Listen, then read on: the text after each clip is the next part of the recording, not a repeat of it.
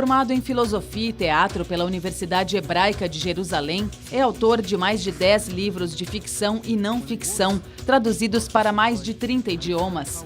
Um dos mais importantes ficcionistas contemporâneos, também ficou conhecido pela defesa que faz ao lado de seu colega e escritor Amos Oz da solução de dois Estados para o conflito entre Israel e Palestina. Ele acredita que a literatura pode ser uma arma poderosa no resgate da dimensão humana do conflito. O escritor e pacifista israelense David Grossman é o convidado de hoje do Roda Viva Internacional.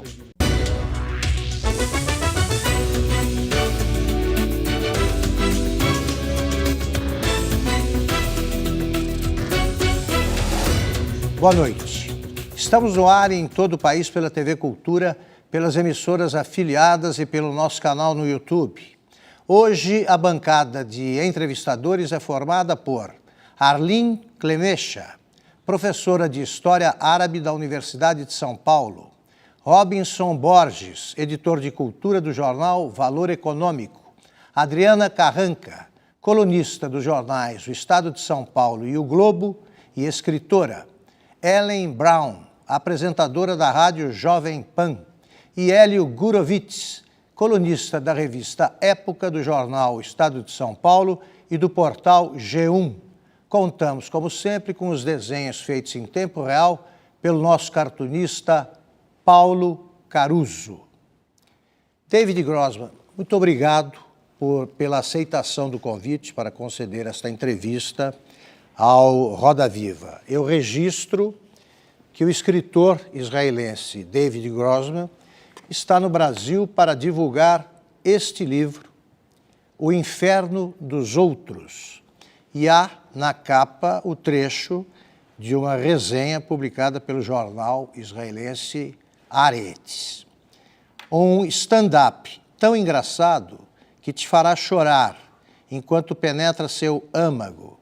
Catártico, Grossman revela uma técnica literária virtuosa.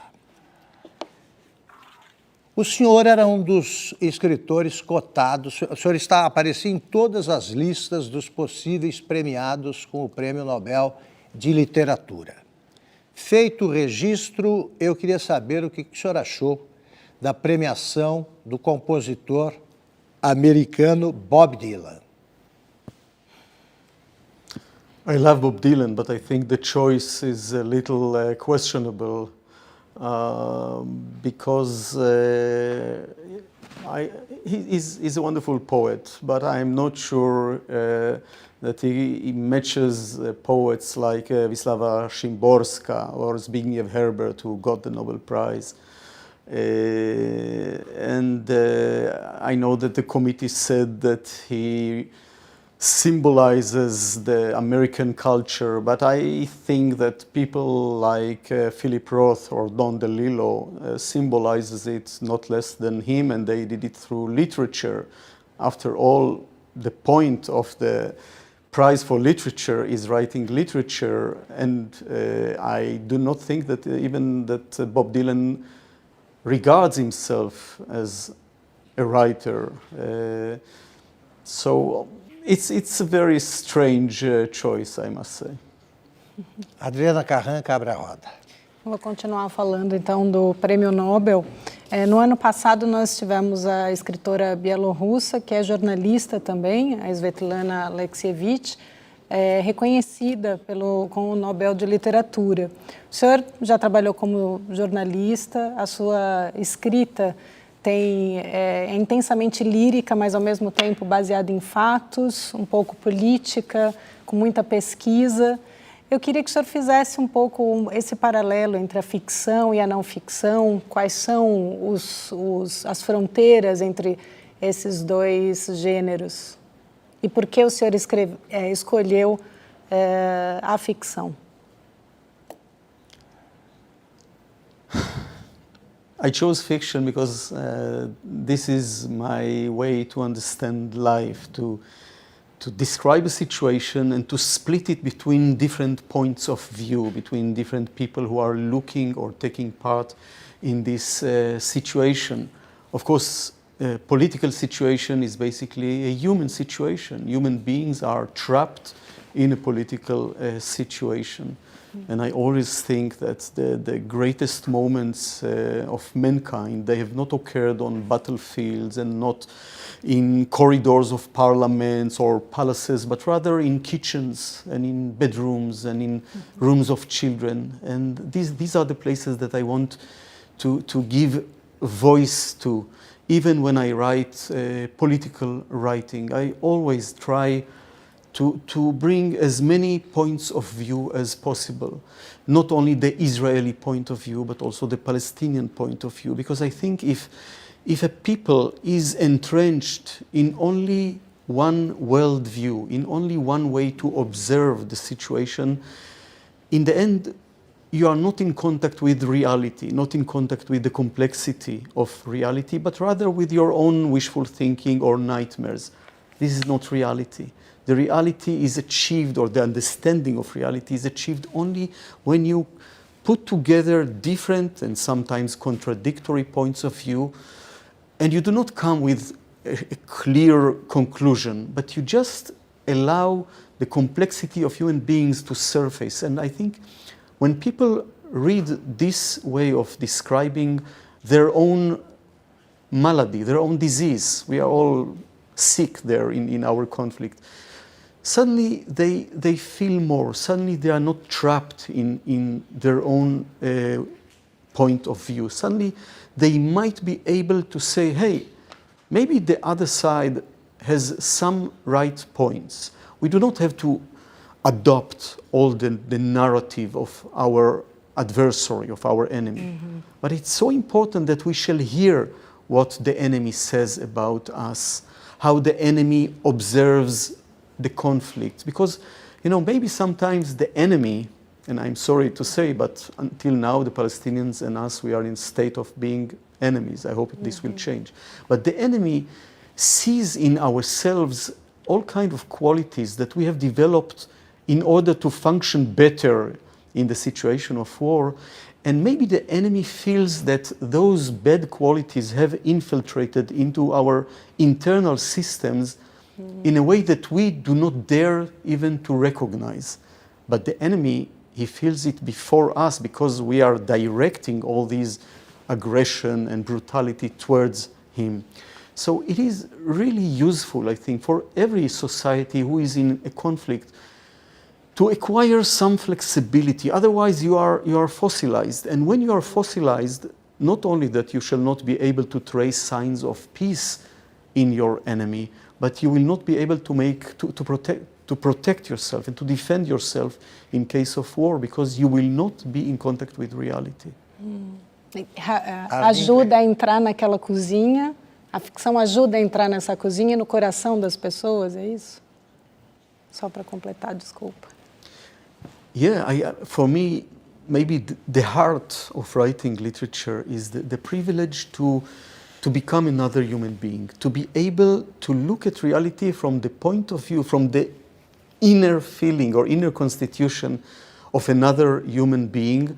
By the way, sometimes it can be from the inner being of a dog. I wrote also about a dog. But this chance, to liberate myself from the prison of me, of the way I look at things, there is something so liberating when suddenly a man can look at reality from the eyes and from the body of a woman.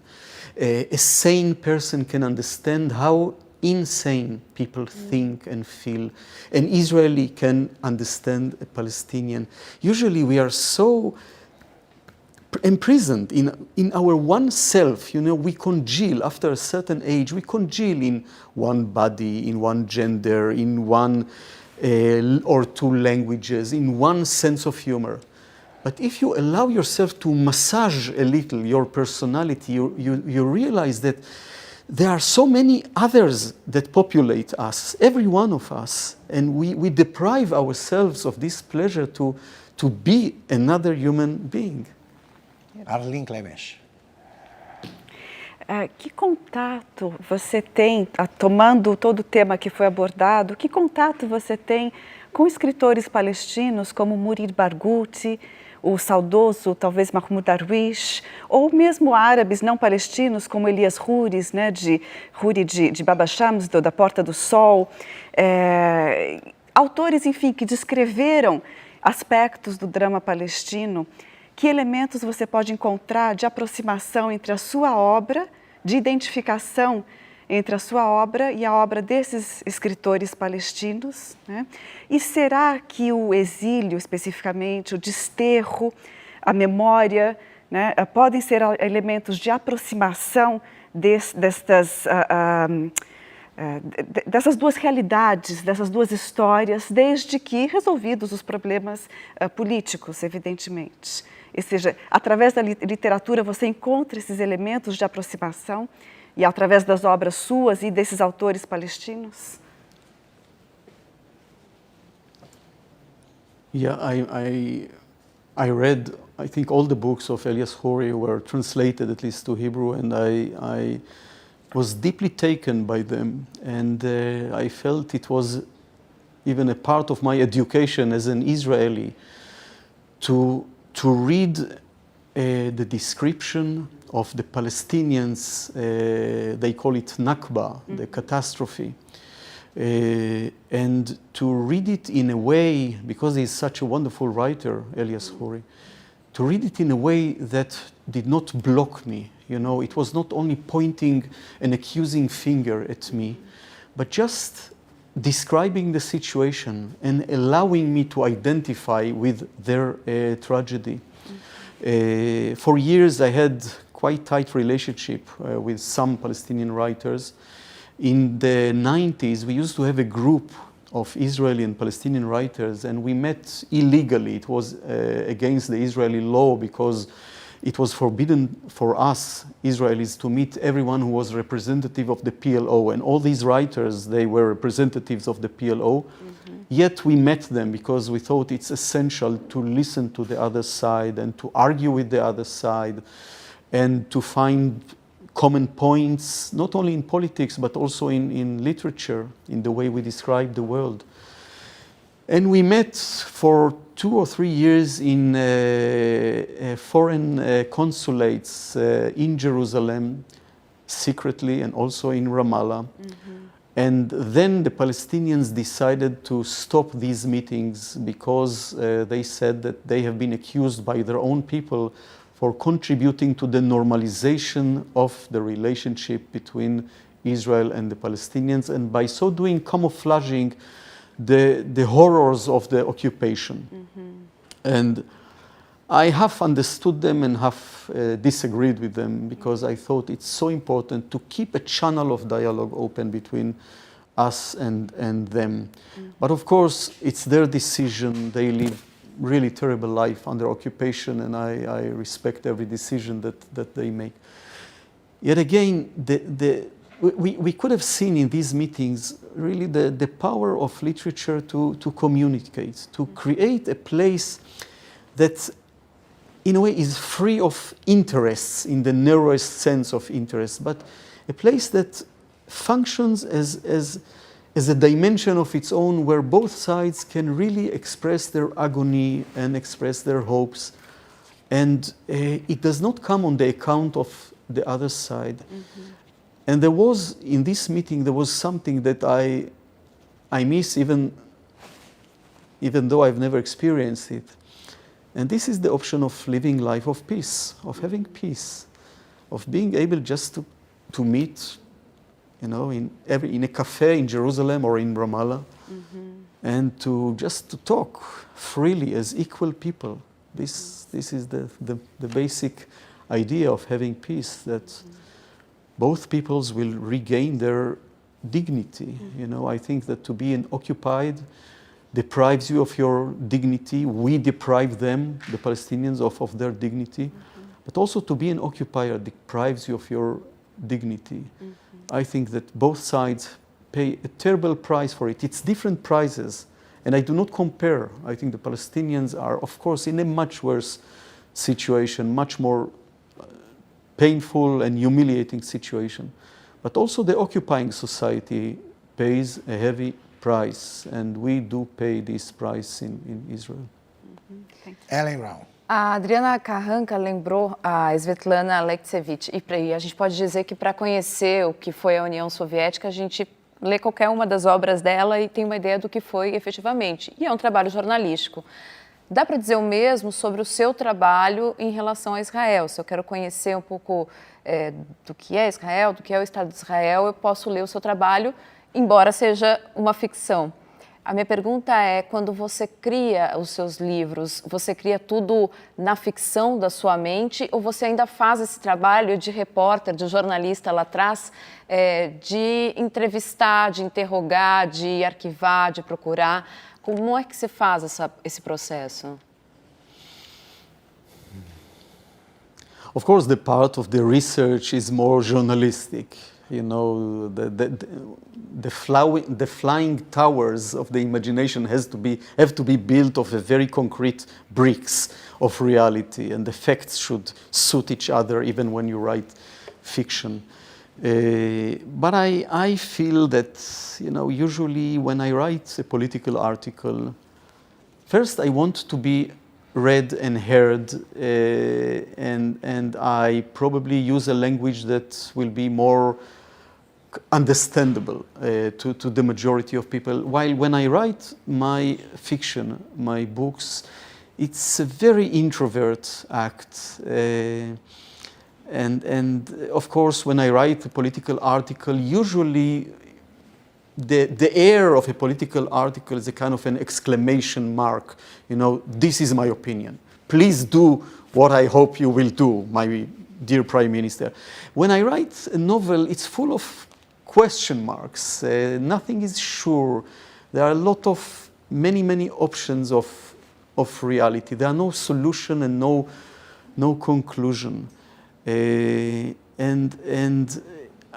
I think that the air of a novel is more of a suggestion. Yes, it's more permissive. You can take from it whatever you want, and the language will be more private, more intimate than the language of an article. And there will be characters. You know, it's hard even to compare the pleasure of writing fiction to writing journalism, because when you write fiction, you really have to create, to invent a world of your own. It looks, when I'm writing, it looks like a hermetic world, but it's not hermetic because apparently other people are reading it. But you know, I think that even when I start writing a novel, and in the first months I think, what's my wife going to think about it? She's going to be mad with me for telling these things. What my children are going to now I have granddaughters, what they will think of their grandfather, what my prime minister will think of what I'm writing. But after some months, the power of the characters and the power of the story are the most important thing. I'm totally obliged to them. The story becomes like a magnetic field. And I am attracted to this magnetic field, and I obey the rules of this magnetic field, and I really don't care what other people will think about the story or about me when it ends. While, as I said, when I write a political article, I believe I'm more communicative. David, você é um ativista da paz e talvez ao longo do tempo o preço do seu ativismo esteja cada vez maior. Há alguns meses, uma organização de extrema-direita colocou o seu nome e do Amos Oz, entre outros, numa espécie de lista negra de que poderiam ser colaboradores ou espiões de potências estrangeiras. Como é que você vê o seu posicionamento político ao longo do tempo em relação a Israel hoje em dia? Você acha que a situação está mais complicada do que... Como é que você coloca isso em perspectiva? Well, you ask two different questions. First of all, I must say that these accusations of this small right-wing, extreme right-wing organization, I will wear them as a medal. I don't think I have to bring any proofs to affinity to Israel and to my love to Israel. It's not only love, it's a very complicated and sometimes tormented love. But this is my place, and I don't want to live in any other place, even though I have chances. But Israel is my home and my place, and I regard myself very privileged to be born as the first generation of Jews who were born in the state of Israel. I never forget that for 80 generations of Jews, almost 2,000 years, we did not have a home of our own. And part of the definition of a Jew as an individual and as a collective was of someone who never felt at home in the world. Even in the most hospitable places, we all the time were under the danger of being persecuted or expelled or genocide. And now we have a home. And it's important for me to have this feeling of a home. And my political activity comes from the feeling that it is still not the home it should be and can be. Still, the borders are moving every decade. Still, the earth is moving under our feet. It's like to live in a home with mobile walls. And the point of my activity for peace is that we shall have the solidity of existence, of real walls, with good relationship with our neighbors, with good relationship inside Israel, with understanding that this is the place where we shall see our future and the future of our children and grandchildren. Deixa eu aproveitar. Eu li uma entrevista sua de mais de 10 anos atrás, em que o senhor dizia que jamais sairia de Israel porque era o único lugar do mundo onde um judeu não se sentia estrangeiro. Não sei se isso é uma verdade, até lendo seus livros, tem alguns em que vários israelenses têm um sentimento de ser estranhos no próprio país. Mas eu queria fazer uma provocação. Será possível, vivendo em Israel, continuar a se sentir judeu?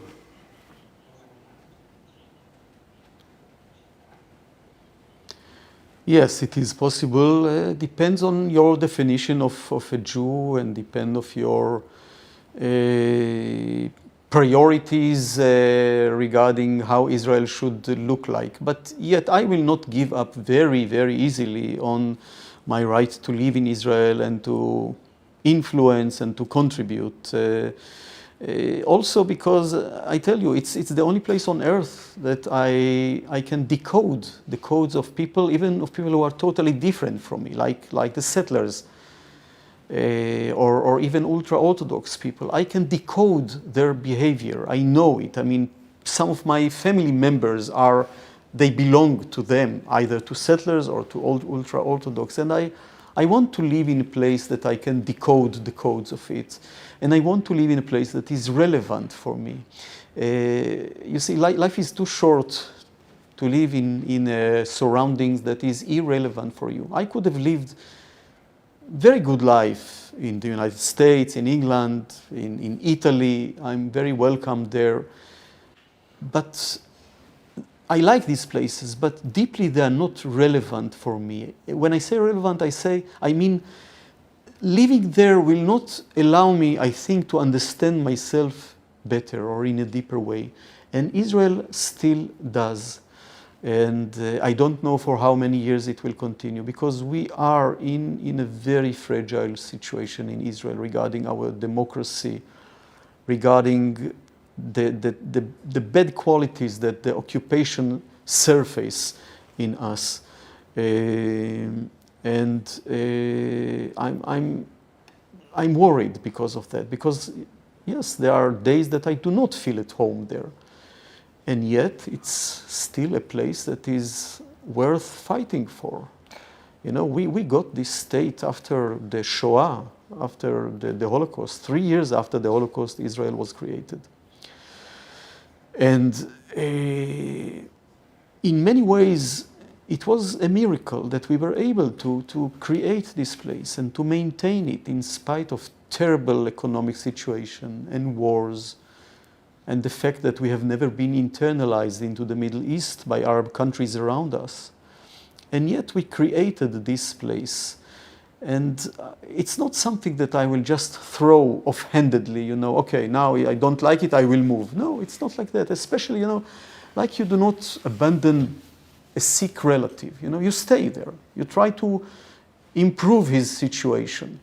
And I still believe that the situation of Israel can be improved. I don't know how I will feel if I come here, if you invite me here after 10 years. But right now, I'm there, there is my home, and I hope I will contribute a little to change it. Ok. David. Vamos para ligeiro intervalo e voltamos já já com o escritor israelense David Grossman.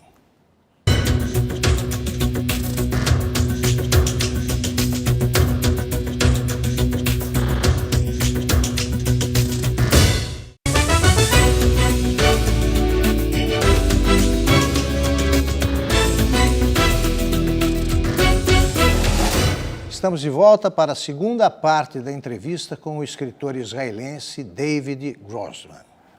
O senhor já disse em várias entrevistas que é um admirador da literatura latino-americana e, em especial, de autores como Gabriel Garcia Marques. O senhor também diz que é muito complicado escrever em hebraico, né? É um desafio escrever em hebraico e explica por quê. Eu pergunto se o senhor lê esses livros, por exemplo, do Garcia Marques, traduzidos para o hebraico ou o senhor lê no original? E por que o senhor aprecia a literatura feita pelo Garcia Marques? Of course they are translated. Israel translates most significant foreign literature into Hebrew. I spoke about Marcus, but actually the one I really love is Clarice Lispector. And most of her writing is translated to Hebrew. Also Machado de Assis and Jorge Amado and many others. Why do I like this literature? I don't know, somehow it feels intimate to me. When I read Clarice Lispector, I know what she's talking about somehow, even when she describes a very far away from me reality. I guess that there is some liberty in magic realism. At least it was when we first read Marquez. The ability to be liberated from the prison of reality and to take off. There was something so refreshing for us in Israel in the 80s when we first read Gabriel Garcia Marquez. E o Fernando Pessoa, o juiz, que é o principal personagem, o narrador do seu livro, ele é um admirador de Fernando Pessoa. Ele tem até um código com a mulher dele que são os poemas. O que diz o Fernando Pessoa, o senhor? Again, you know, both his prose and poetry, but also those heteronyms that he created. Again, the ability not to be limited to only one. Yes, that you can create so many others that will be totally different from you, and each one of them will have their style and their tonus of muscles, of the literary muscles, if one can say so. And again, it's always, I think, the joy that I think all of us here share, that when we discover a new writer from another culture, he writes in another language, and suddenly we feel that he gives names to something within us, that he knows us. I always think of the difference between the media, the mass media and literature. In the mass media, if million people are watching at the same moment this reality show on television, they feel that they are being glued together to become one collective that is very self-content and self-righteous and sentimental and better than the others. This is the idea of all this mass media attitude. While when we read a good book, even if only 100 people are reading the same book at the same time, the book reads each and every one of them differently. The book evocates different dimensions and surfaces and give names to different people in a different way. And you asked about Pessoa. I just want to say that in my last book, the storyteller, he says, as you quoted, he quotes Pessoa that says, it's enough to exist to be perfect. And I think this is such a clever idea, because even the most unperfect human being, by existing, he or she become perfect. Just the very fact that they exist gives them this wholeness and many layers of life and of life options. And for sentences like that, I love Pessoa, and because he's so clever. Robinson. David, o senhor mencionou a importância da diversidade na criação literária, e tanto a diferença de pontos de vista. Mas em Israel, a atual ministra da Cultura é conhecida pelo seu fervor nacionalista e, inclusive, tem uma política de governo de cancelar subsídios para escritores ou criadores que não sejam considerados leais ao Estado de Israel. Como que o senhor vê essa política de Estado com relação a uma espécie de cerceamento da liberdade de expressão? Como é que o senhor vê essa questão hoje em dia? It's a bad symptom, and more than everything, it shows about lack of understanding of her role as a Minister of Education. As a Minister of Education, Miri Regev, this is her name, she should be the first one to defend the liberty of artists and the diversity of artists and the freedom of expression. Culture is not the pamphlet of one party or the other party. Culture and literature is so much more multi-layered and inner contradictory than that. And to write in Hebrew and to describe our situation with all the nuances and to insist on the nuances which this minister tries to blur. Mm-hmm. And she claims that we shall all be united and unified.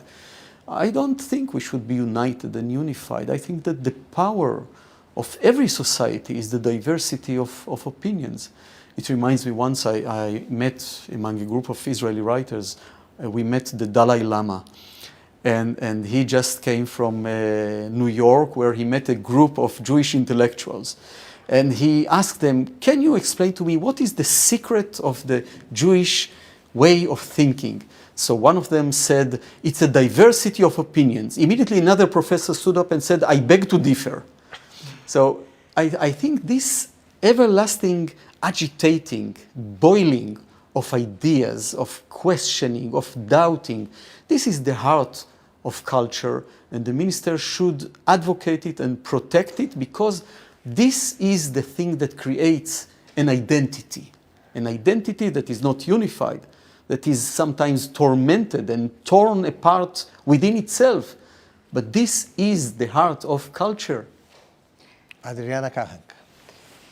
O senhor esteve no Líbano em 82, já como um soldado da reserva que foi convocado, e eu li numa entrevista que o senhor costumava subir no telhado da base onde o senhor estava, tirar o capacete, tirar o colete à prova de balas e ler trechos de um livro que o senhor havia levado, porque a literatura teria o poder de protegê-lo. Queria que o senhor elaborasse um pouco sobre isso, como a literatura pode proteger. You're right. I was a reservist in the first Lebanon War in 82. And I served in the north of Lebanon, in the border between Lebanon and Syria. And it was quite a tough experience. And every evening, I used to go to the balcony there in front of the Syrian border. And I took off the helmet and I sat with the book by Roman Gary, Promise at Dawn. And I remember I used to read for 5-6 minutes and then ran immediately into the shelter because there have been many snipers around and they were targeting Israeli soldiers.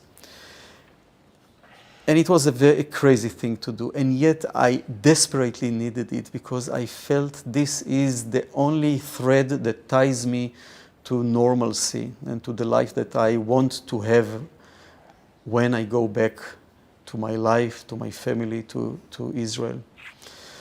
Can literature save life? I'm not sure. I wrote my book, A Woman Who Escapes the News, and I had this naive idea that I want to write it in order to protect my son Uri when he goes to the war. And there was another war, the Second Lebanon War, and Uri was killed 10 years ago. Yeah. Of course, I never thought that words can protect life. On the contrary, negative words can kill or can create a situation that will encourage killing or political murder, as we saw with the murder of Yitzhak Rabin, who wanted to make peace with the Palestinians. But I think literature, even though it cannot physically protect life, it can protect the quality of life of the people who are in extreme situations. You see, when you are in extreme situation, like we are in Israel, there is a tendency to send all your energies into the frontier, the border between you and your enemy, between us and the Palestinians, us and the Syrians, us and the Lebanese.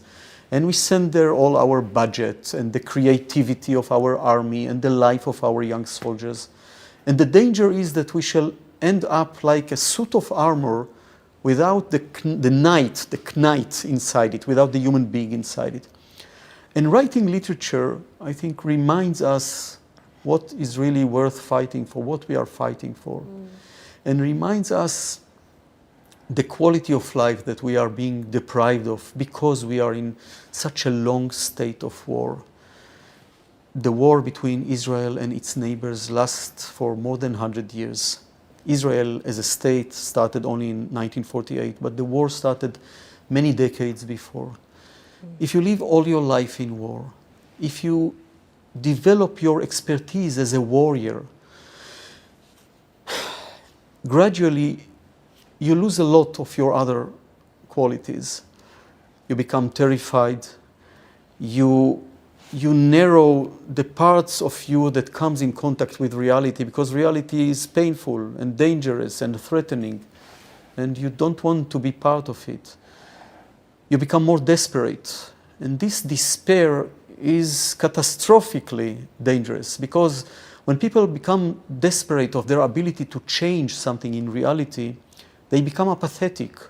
Most Israelis, they say nothing can be done to change the situation. We are doomed to live like that. We shall live by the sword and die by the sword. And there is a growing void between the individual and the political situation. Now, this void does not remain empty, because all kinds of elements who have a very clear extreme agenda are pouring into this void and taking over, and they are kidnapping our life, our quality of life, our children and our future. Você mencionou a diversidade dentro da literatura, a sua capacidade de ver diversidade e também a forma como a literatura pode trazer o reconhecimento, né? O reconhecimento de outras realidades, como que isso pode ser libertador, né? E achei isso muito interessante, lembrando inclusive um episódio que aconteceu com você, outro episódio, além desse de 82, o de 88, quando você foi demitido da Rádio Nacional israelense por ter anunciado a declaração do Estado da Palestina, que aconteceu junto com o reconhecimento da OLP do Estado, do direito à existência do Estado de Israel. Depois de 88, né, o 93, veio o processo de Oslo, o processo de paz, no qual Israel, no entanto, não reconheceu, não emitiu uma declaração de reconhecimento do direito à existência do Estado palestino. Será que esse reconhecimento, de um lado, sem o reconhecimento do outro, pode ter sido um dos problemas que tenha contaminado o processo de paz? Será que esse reconhecimento mútuo não seria talvez até mesmo favorecido pela literatura no lugar da política? Well, with all my appreciation of literature, I think politics should be done by politicians and lawyers and people who know how to solve practical problems. Literature can help. Literature can help, for example, I remember, or art can help. I remember an initiative that I took with Mr. Daniel Barenboim, the conductor, the famous genius conductor. We thought that at a certain point in the end of the 90s, there was a moment when there was almost the beginning of a new negotiation between Israel and the Palestinians. And we thought to issue a call for both Israeli and Palestinian leaders to acknowledge the suffering and the misery that we have inflicted on each other as an opening for the discussion. You know, to recognize in the most straight and direct way the misery that both sides have inflicted, not to measure, not to say who suffered more. This is the Olympic game of Palestinians and Israelis, who suffered more. No. Later we shall study and say and compensate for those who suffered more in different parts of the problem. But first, to do this intuitive, humane act of saying, yes, I did wrong to you. I did terrible things to you. I apologize. I recognize you as a human being who suffered from what I have done. Mm-hmm. We thought it will be such a good and heart-opening way to start a negotiation. Otherwise, it would become a kind of one of hundreds of clauses of the agreement to be between Israel and the Palestinians. But of course, very, very few people on both sides, by the way, supported our initiative, because this is also the nature of such a long conflict. Neither side is willing to acknowledge the suffering or the justice of the other side, as if by accepting the right of the other side for his justice, for his suffering, for his narrative, we are losing all of our political assets. And I think it's wrong. I think if you give the other side a sign that you sympathize with him, you do not lose anything. Mm-hmm. I do not feel that I lost anything in my affinity to Israel, in my belonging to Israel, by acknowledging the suffering of the Palestinians or by going to the occupied territories and writing about their suffering, about their terrible situation. I only understood more about them and about us and about the nature of this conflict, and maybe I understood a little more about the way how to solve it and what the solution should contain, and I mean this human approach to each other. Falando da questão do se colocar no lugar do outro, entender um pouco o lugar do outro, o Amos, que é mais ou menos da tua geração, um pouquinho mais velho, uma vez falou o seguinte, que ele mesmo, quando criança, se sentia fanático e de cabeça lavada e até um tanto quanto chauvinista quanto a qualquer narrativa que não fosse a narrativa de grandeza, de poder, né? A narrativa judaica de sionismo com grandeza, com poder. Quando foi o seu ponto de mudança? Você sempre viu o mundo assim? Você não viu o mundo sempre assim? Quando foi seu ponto de mudança? No. I grew up in a house that was less fanatic maybe than the house of Amos Oz. My parents, they grew up in an environment of more center, middle center, a little to the right support or attitude. And my deep change was when I met my wife, who came from quite a leftist house, and the things that I heard there were first so outrageous for me. Our first quarrel was because of politics. Can you imagine? I could not have understood how come she thinks all those terrible thoughts about us and the Palestinians and the future solution. And I remember I felt terrible because I already fell in love with her, and I thought I'm doomed to love a woman who is, I mean, outrageously mistaken. But like in some other things, important things in life, she has changed me, and then I started to see reality in a different way, which of course caused a lot of troubles between me and my family back then. But you find it's very typical in Israel to find a home that is torn between the right and the left, even though one must say the left today in Israel is the leftovers of the left, is what is left of the left. It is so much more popular and accessible to be a right-winger, and it's quite natural to understand it, because when the situation is so desperate and hopeless, people are easily tempted to those who promise them easy solution, to those who make a dichotomy between the good guys and the bad guys.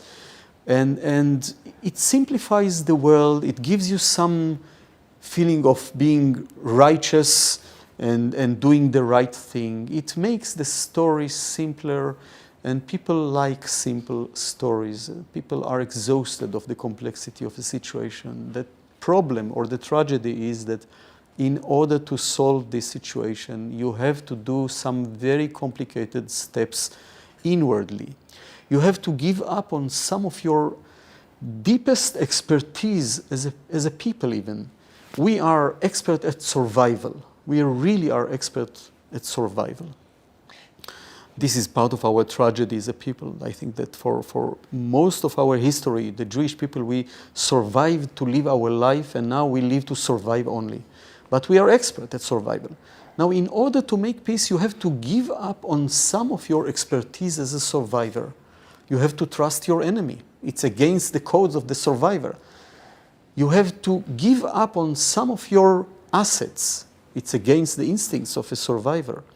But you have to do it. If you want to change the situation, you have to take some risks, because the risks of not taking the risks is much more crucial. It's much more crucial for the future of Israel, for the existence of Israel as a state, but also to the existence of Israel as a democracy. Bem, que o senhor temos 3 mencionou a morte do seu filho, né? E eu queria saber se o senhor se sente de alguma forma traído. O senhor tem lutado, o senhor é um pacifista, tem lutado muito, e nos últimos anos, principalmente depois da reeleição do premier Netanyahu, as vozes da esquerda, como a sua, têm sido...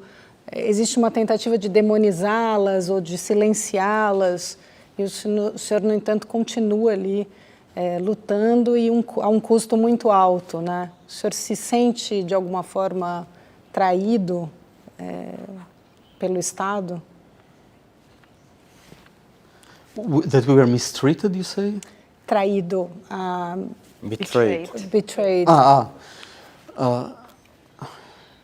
No, I don't even think in such terms. The state went to a direction that I find destructive. And yet, I tell you, I can understand the people who, out of fear, out of despair, because of what they see in the countries around us, they become more and more tough, more and more suspicious regarding the approach of Arab countries towards Israel.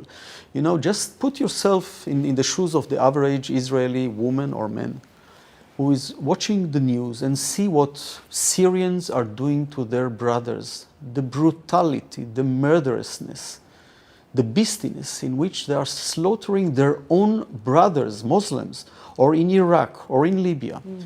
Now just imagine what they would have done to Israelis if they had the opportunity. It doesn't sound very nice, but this is a fact. So there are very good reasons for Israelis to be afraid, to be suspicious, to be entrenched. I think there is a high cost for this. I think we should act differently. We need to have a very strong army to sustain us. There is no question about it. Israel needs to have a very strong army in this very hostile and violent neighborhood of the world. But army alone cannot provide the answers to the complexity of our being there. We need to have an army, a strong army. We need to have peace, hoping that gradually, slowly over the years, there will be less and less people in Arab countries who will hate Israel, who will stereotype the Jews, who will try to expel us from this region.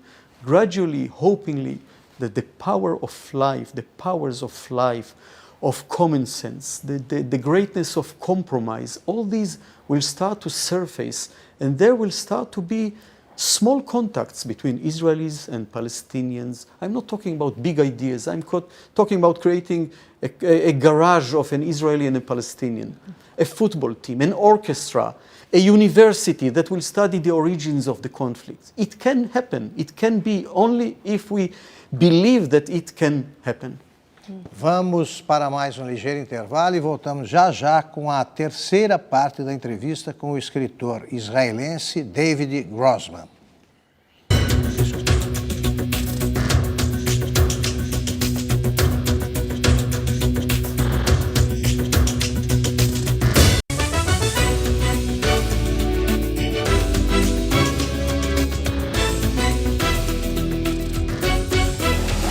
Estamos de volta para o terceiro bloco da entrevista com o escritor israelense David Grossman, que está no Brasil para divulgar este livro, que já está nas livrarias, O Inferno dos Outros.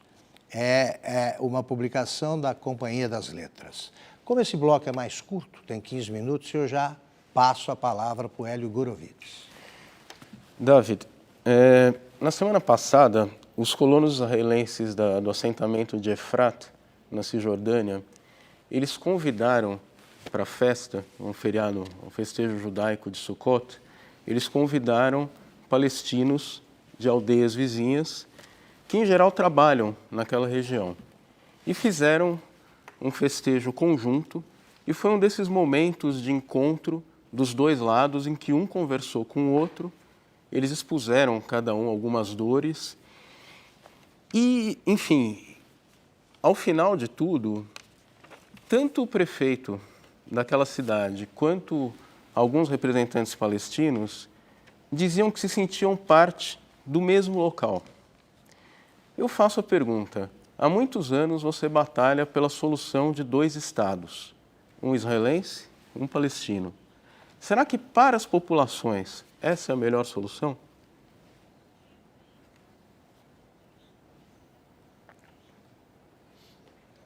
The best solution, you mean? Yeah. The two states solution. Yes, I still believe in the two-state solution. In an ideal world, I would favor the binational state.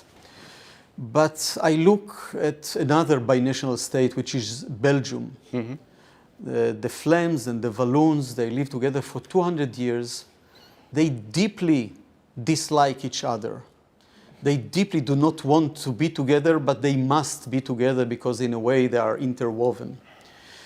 I remember that in the last 200 years there was not even one shot of a gun between the Flames and the Walloons. And I also remember that these two peoples are much more politically mature than us and the Palestinians. We are not mature because in a way so many processes we have been deprived of because of being constantly at war and suffering from the symptoms of being in constant war. It's hard to see how Israelis and Palestinians, who for the last century slaughtered each other, hated each other, tried to embitter the life of each other, how they can function in the future as productive citizens in one political entity, in one state. It will take generations until this happens. I wish in the future, in an ideal world, I wish it to happen. Right now, I think what we both need, Israelis and Palestinians, is to create a reality in which each side will be able to crystallize his own identity, not vis-à-vis the conflict, not vis-à-vis war, not vis-à-vis the other side, but just to remember what does it mean to live life of peace? How can they start to prosper, to benefit from peace? What are the human qualities inside them that will start to surface when suddenly both of them will not be at mortal risk? It's a situation that both of us, we know nothing of. What does it mean to feel at home in your home, and not to feel that in any moment someone might break into your home and do terrible things to you or to your children? All these are abilities that have been degraded in us. We do not really remember them. We need to heal from 100 years of narrowing down, of looking at life only as a battlefield. So much of us has to be liberated and to mature before we shall be able to collaborate with our previous enemies and our future partners, the Palestinians. This is why I'm still favoring the two-state solution. I think the other idea ignores so much of the psychological and cultural obstacles of our reality. I think that this idea of the binational state becomes so popular only because it has not been exhausted yet. And that the two-state solution, because people talk about it so much that people say, okay, this cannot be done. It can be done if we want it. Arlene, depois Robinson. David, começamos esse programa falando dos elementos na sua obra de identificação locais, né? E o que na sua obra dialoga ao contrário para o mundo, ou seja, transcende o local? Que elementos você acredita e você vê da sua obra como dialogando para o mundo?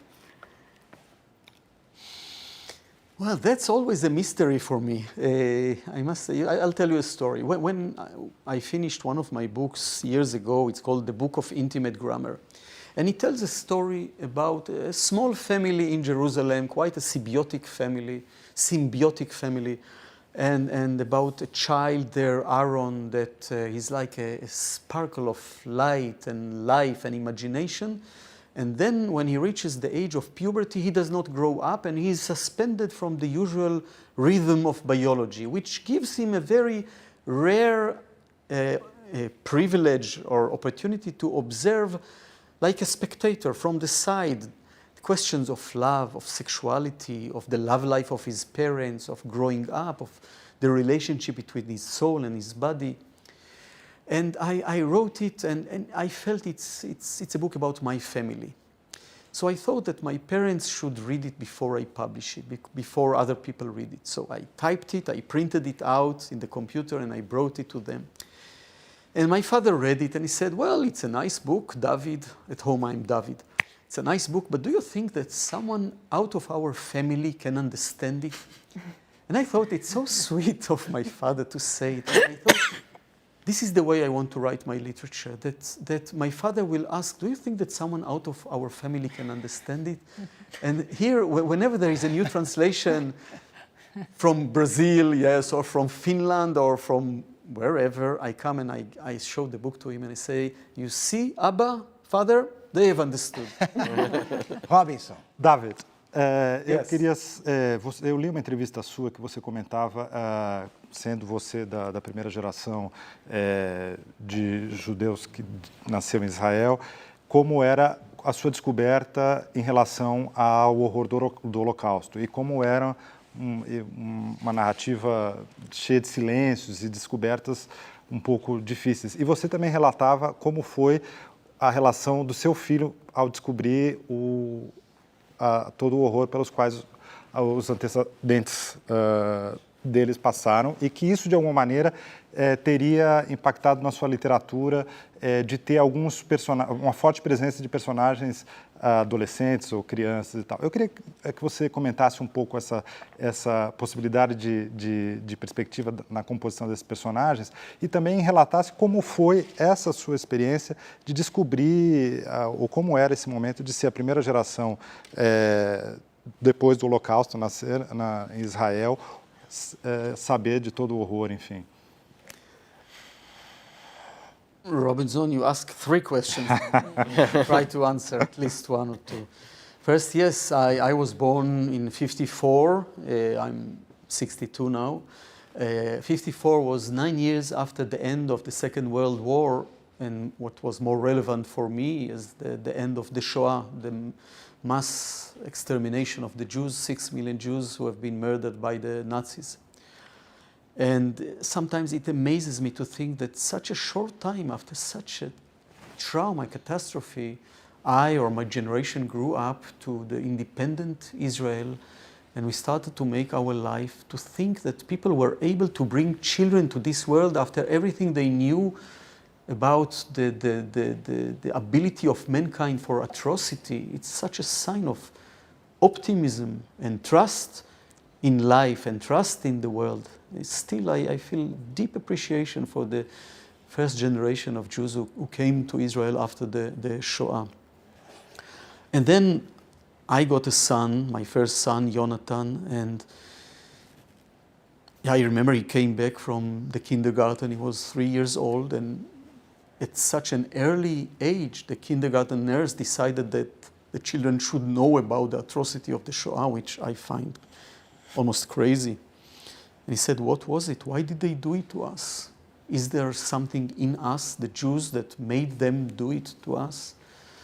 And he said, I don't want to be Jewish. I want to be called John or George, he said. He had this idea. And yes, the Shoah is very present in our life in Israel. Of course, you cannot go through such a trauma, a national and personal trauma, without having it affected your life for some generations.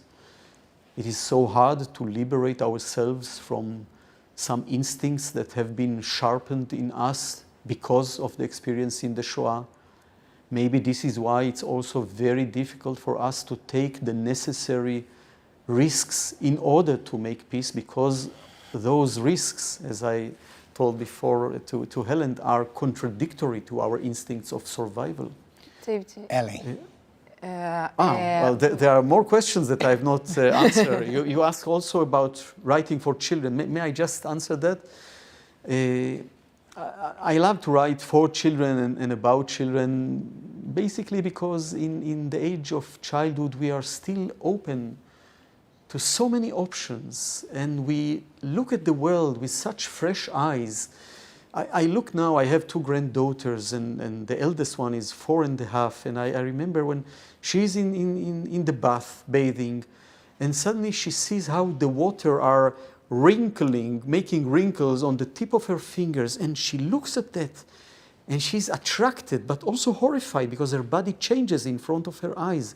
And she feels that these fingers are hers, but what is hers? What does it mean that this body belongs to her? What is I? Who am I? All these huge philosophical questions are in a pack of 10 or 12 kilos only. All these philosophical and sometimes moral and existential questions are in such a small body. In this book that is called Hell of Others here in Portuguese, is about a comedian, a stand-up comedian, and he performs a stand-up comedy in a rundown club in one of the cities, the smallest cities in Israel.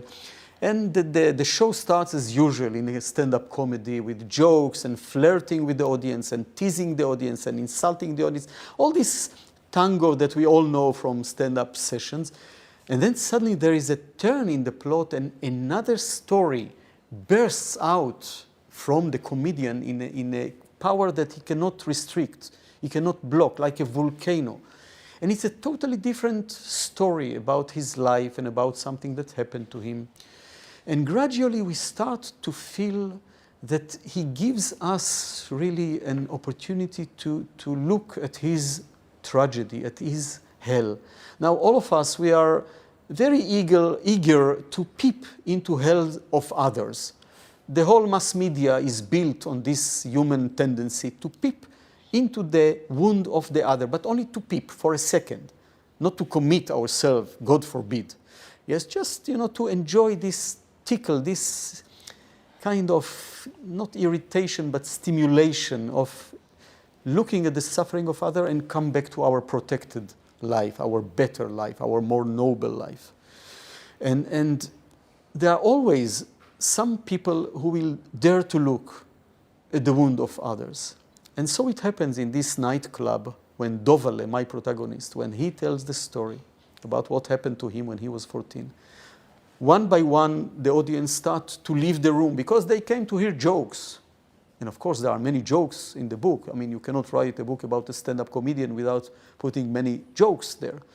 But then you start to realize that he is giving the jokes in order to bribe the people so they will stay, so he will be able to give them a deeper truth. And the story is about him when he was 14 years old and he was in a kind of a semi-military camp in the south of Israel, and suddenly he was called to the barrack of the commander, and he was told that he has to go back to his home in Jerusalem to the funeral of one of his parents. And nobody tells him who is the parent. Is it mama or papa? And the book is about the journey that he had, 4 hours of journey, with a half-crazy, very funny driver, military driver, who drives him and tries to uplift his mood by telling jokes and jokes. And nobody thought of the misery of this young boy going to the funeral of one of his parents, imagining the death of this one and the death of the other one, inevitably starting to ask questions: whom do I want to stay alive and whom I should kill? It's also a question which life I want to live, the life that Papa will give me or the life of Mama will give you, and they are different. And you get to know also that here you have a person who lives in parallel to the life that he could have lived, that his personality could have suggested to him to live different life of the rude and vulgar life that he has as a very aggressive stand-up comedian. Maybe there is something very tender and fragile inside him that he had to deny if he wanted to continue to survive. Maybe in that you can find part of the more political layer of us as a state who, as I see it, live in parallel to the life that we should have had.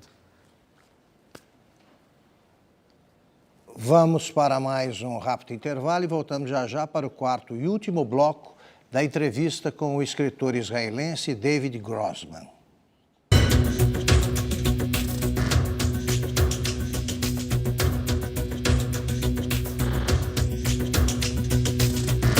Estamos de volta para o quarto e último bloco da entrevista com o escritor israelense David Grossman. Adriana, que não pôde perguntar no bloco anterior, abre a conversa.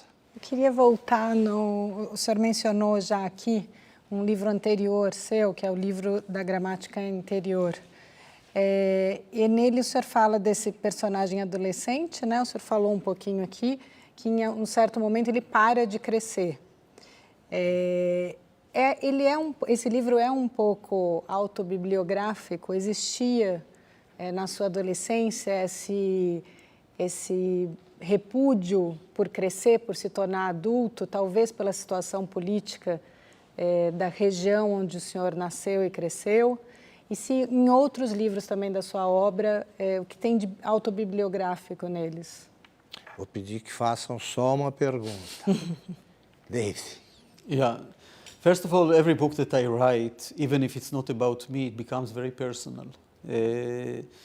Sometimes it takes me months to understand why I am attracted to a certain story. Why the story insists on me? Why doesn't he go to another writer? Go to Amos Oz, go to A.B. Yoshua.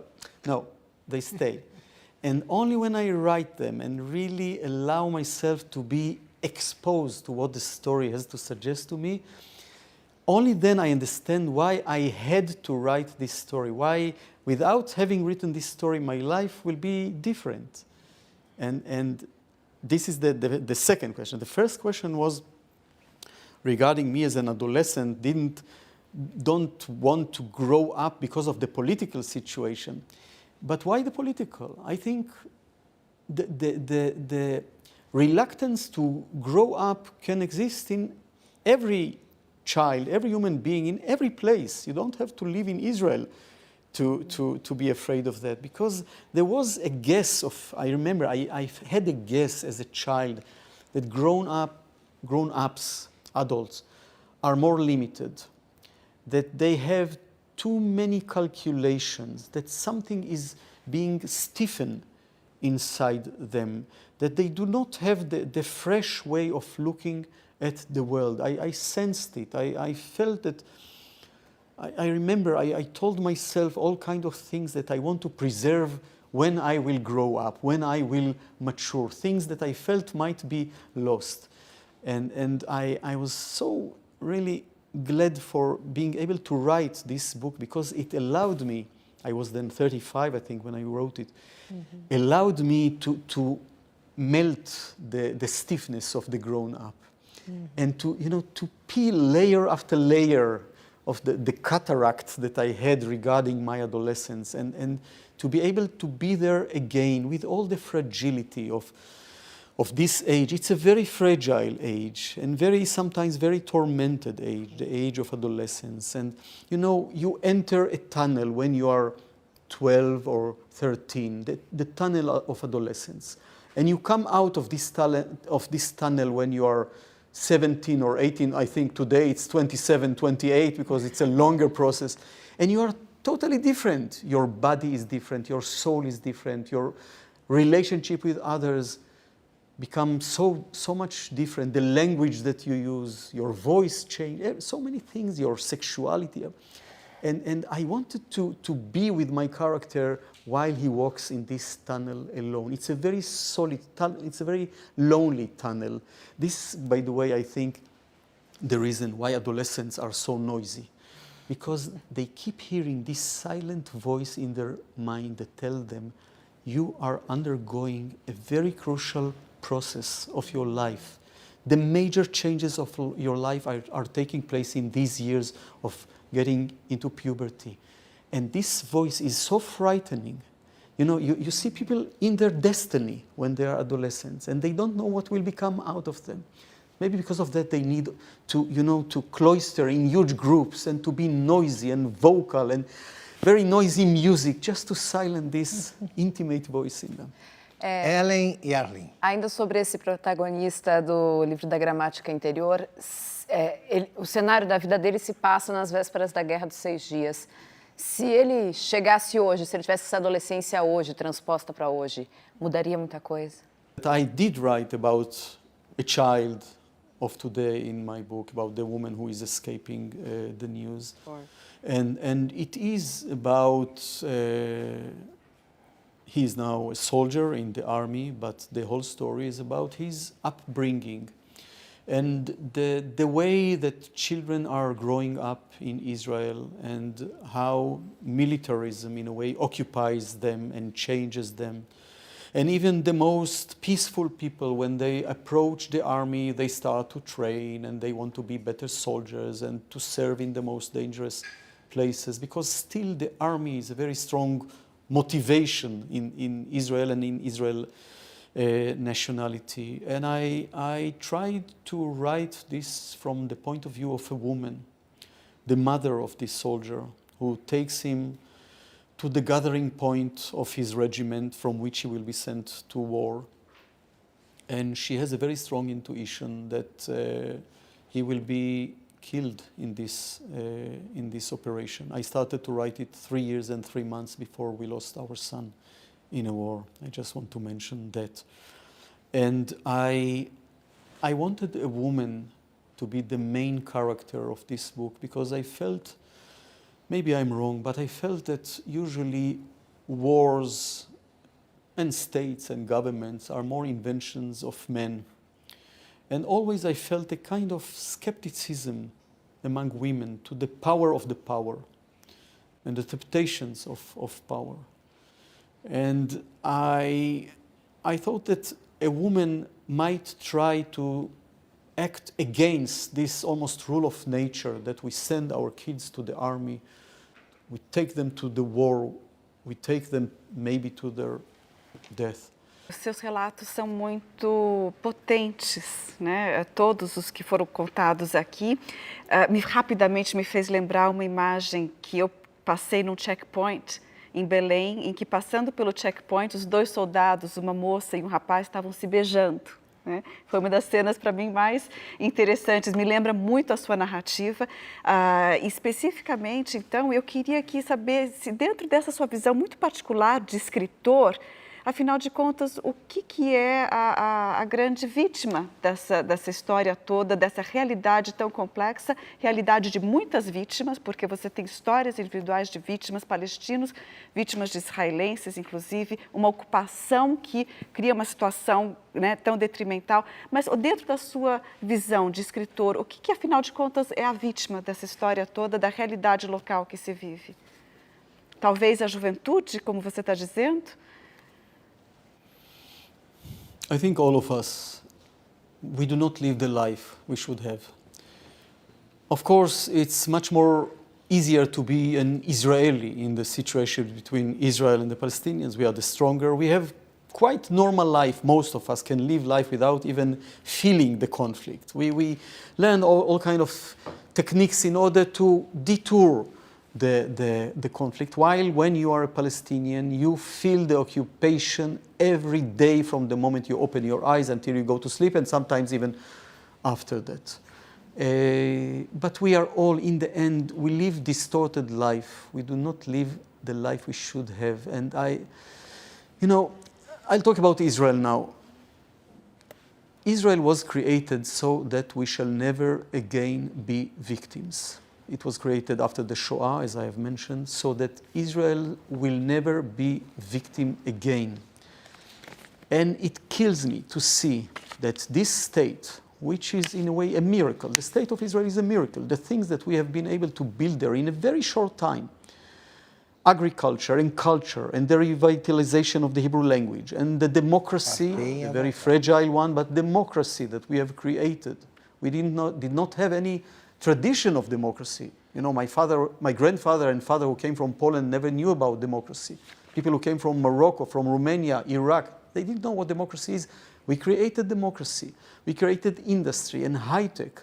And the army, this army that is so criticized, but it's not only the army of the occupation, it's army to defend Israel. Without the army, we would not have existed. So we did create some great things there. And yet we continue to regard ourselves as victims of our enemies, of our fears, of our history, of our trauma. Eu queria fazer uma... O conflito Israel-Palestina, o mundo inteiro observa atentamente essa questão. Eu queria o seu ponto de vista sobre como você vê o mundo hoje em dia, com avanço da xenofobia na Europa. Uma pergunta só. Isso, ou como você vê hoje os conflitos de migração. Just one question. Let's say, because I have to generalize and to say things very shortly, there are two worrying phenomena. One is the reaction of the world, mainly of Europe, to the wave of immigrants and the way it threatens Europe and the way Europe is helpless in its ability, in its courage to deal with this problem and to regard those refugees as human beings. This is maybe the most important thing that we can do, to look at the refugees, and they look miserable and they look poor and they look primitive, but just remember that half a year ago they were human beings like me and like yourself, and they had their life and they had their dignity, and we can find ourselves in the same situation. I come from a people of refugees. The Jewish people is a people of refugees. And I think I insist, when I look at them, to re-give them, to put on them their dignity as human beings. I think if we look at them this way, not in the stereotypical way, in the generalizing way, we shall be able to look and to solve this problem in a much easier and respectable way. And the other phenomena is the phenomena of Donald Trump, which really I think we need the whole night to talk about, or maybe only 1 minute. It really says something very, very sad about Europe,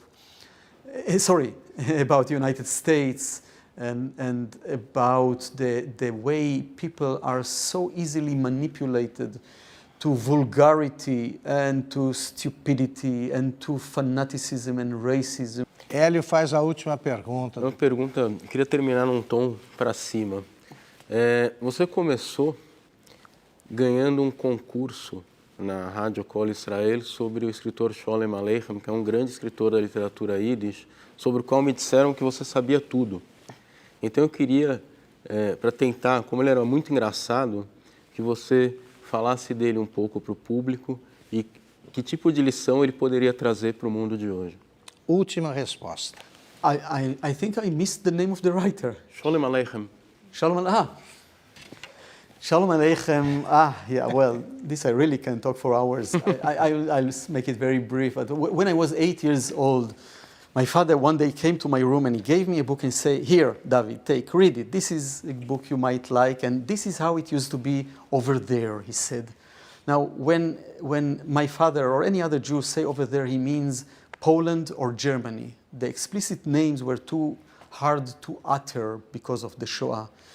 And my father was a boy, an orphan in Galicia, in Poland back then, and he came to Israel in 1936. And I started to read it, and I was fascinated. There was a whole new imaginary world. I thought it's imaginary. It was like a child today would read Harry Potter. You know, it's a whole reality with its institutions and language and codes. I felt I discovered a new Bible, and I read it, and I think I knew by heart all the stories of Shalom Aleichem. And then suddenly there was a national competition of knowledge on the writing of Shalom Aleichem, and I told my parents, I want to go. And they looked at me and said, you are just a child. I was 9 years old. And I said, yes, but I know Shalom Aleichem by heart. And they refused. So I went and I bought the first postcard of my life, and I sent it to the radio, asked to be auditioned. And a week later came a letter, official letter from the radio, and the radio was governmental, inviting me to be auditioned. Now, for my parents, it was as if David Ben-Gurion, our legendary prime minister, ordered them, give me your son. You know, so my father had to go with me. And when we entered, they said, the boy should be outside. And my father said, no, the boy is the one who... and they started to audition, and I just knew it, and I lived the life of the Jewish shtetl. This is the stories that he writes about. All these huge reality that was exterminated in the Shoah, the reality of the Jewish shtetl, and I knew everything, but they decided that it's not educational, that such a young child will win such a big money prize. It was something like $100 back then in '63. But they said, okay, you can stay in the studio when we record the competition, when we air the competition, and when one of the competitors will not know the answer, we shall turn to you. And so it was. And then this was the way that they suddenly pointed me out and said, would you like to go and to interview some people in Israel? And I said, yes, of course, all the football players I wanted. And they said, no, you will have to interview also theater people and the poets and writers and the president.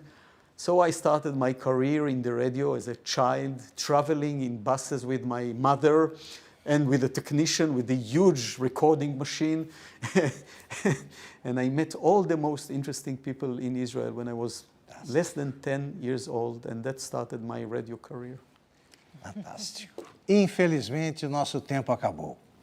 Eu agradeço a participação da Arlene Clemesha, do Robinson Borges, da Adriana Carranca, da Helen Braun, do Helio Gurovitz e do nosso cartunista Paulo Caruso. Agradeço a você que nos acompanhou até agora e especialmente ao David Grossman, sobretudo pela extraordinária sensibilidade com que abordou tanto questões políticas quanto questões literárias. Thank you. Boa noite e até segunda-feira.